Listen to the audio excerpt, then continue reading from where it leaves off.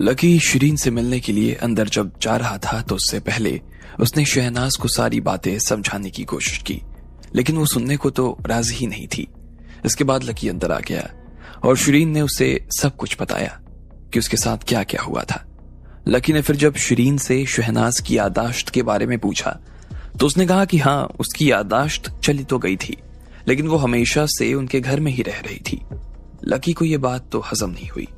अगले दिन दोनों बाहर चले आए और लकी शिरीन के साथ में एयरपोर्ट आ गया।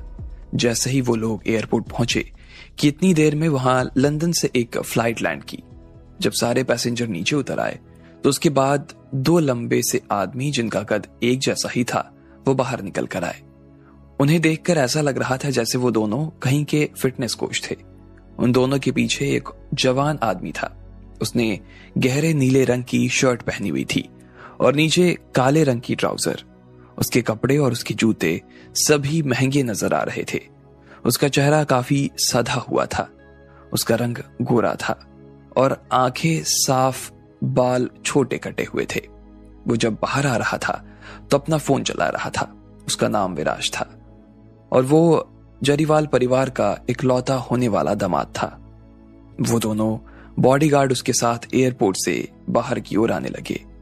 ठीक इसी वक्त एक महंगी सी गाड़ी उसके सामने आकर खड़ी हो गई और विराज को देखते ही ड्राइवर गाड़ी से बाहर आ गया।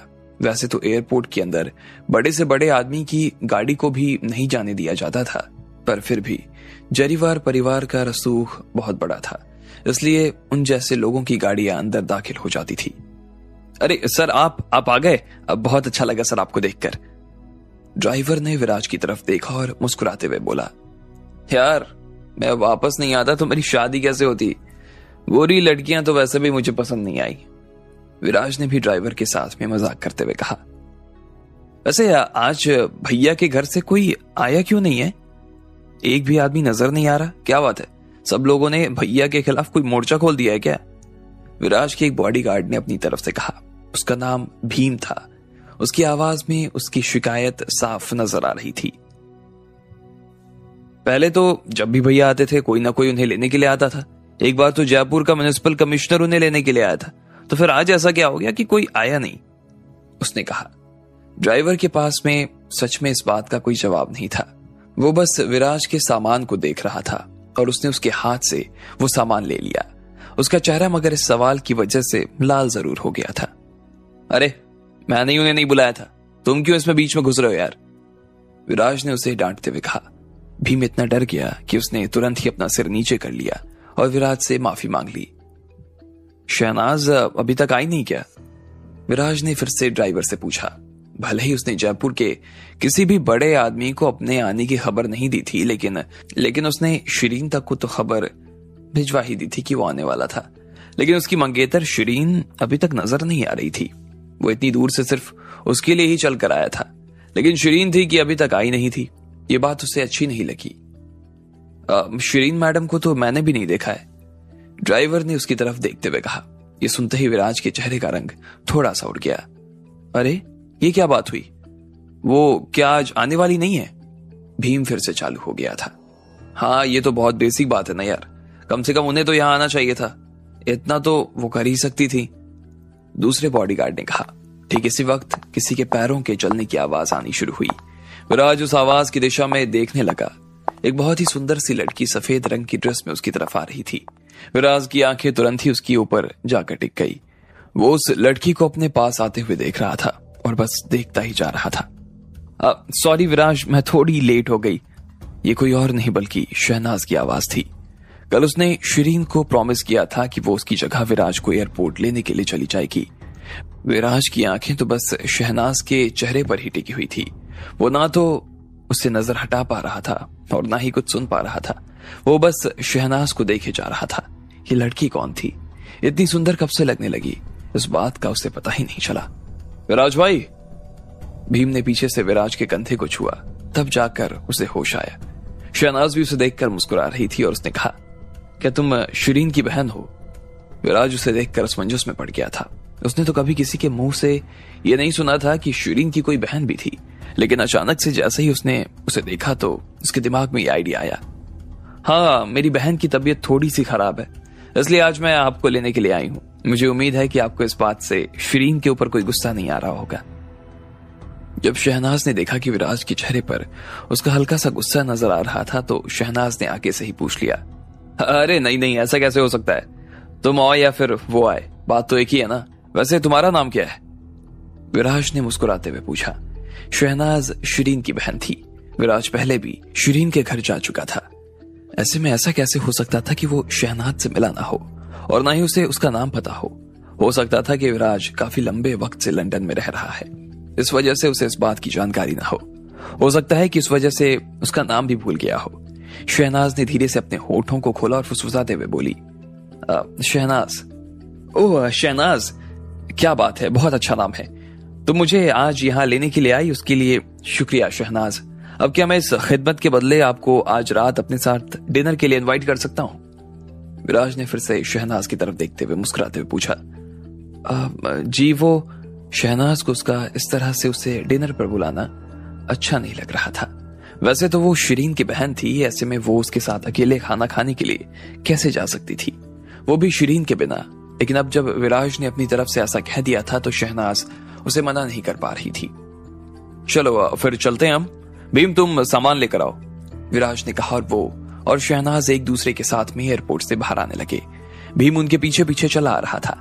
अब यह देख वो ड्राइवर और वो दूसरा बॉडीगार्ड हैरान रह गए। वो विराज के साथ में बहुत सालों से काम कर रहे थे।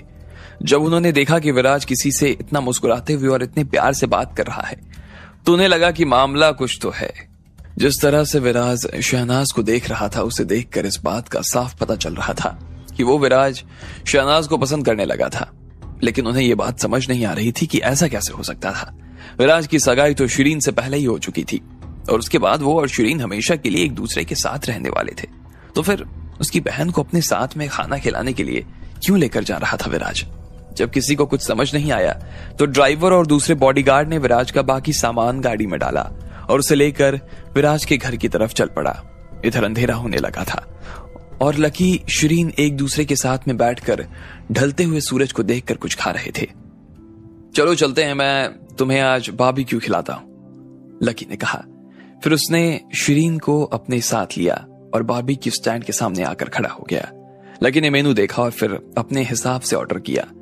थोड़ी ही देर बाद लकी की टेबल पर उसका खाना आ चुका था। काफी दिनों के बाद लकी ने इतना सारा और इतना खुलकर खाया था। शिरीन भी उसके पास बैठी थी और खाने का मजा ले रही थी। वो बस चुपचाप खाई जा रही थी और लकी की तरफ देख रही थी।